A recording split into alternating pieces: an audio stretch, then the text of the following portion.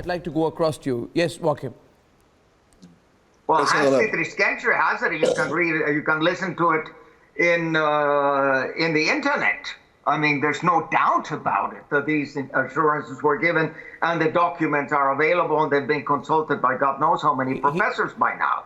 So that's not the point. I mean, the point is that every country has a right to national security. Yeah. That national security was under threat by NATO.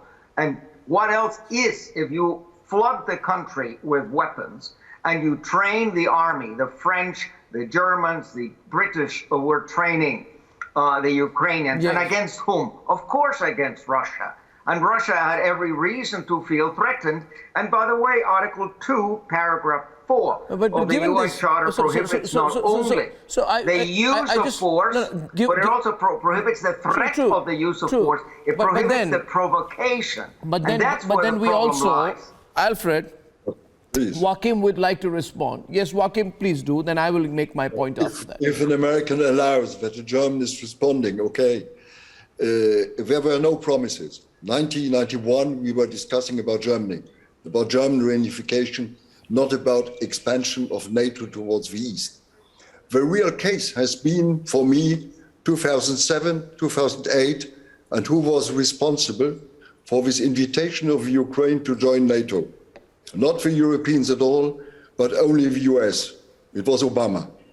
I regret. This was the situation. Well, the US bears considerable responsibility for that. The Ukraine has been, let's say, the red line for the Russians from the beginning. We knew this.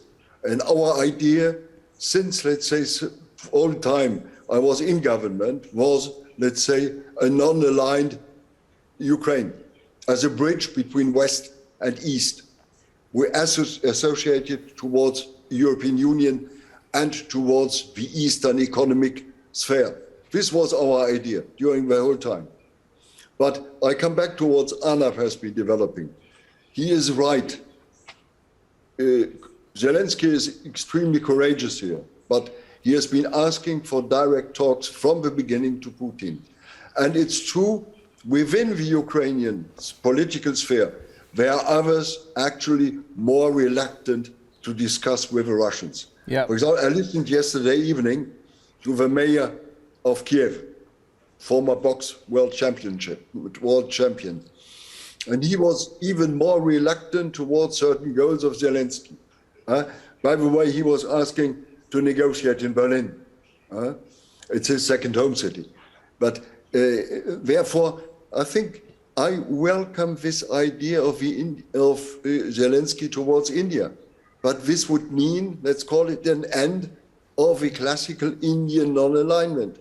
Yes. India should take over a real role in world politics and in peace politics. Yes. And this would be an important step for India.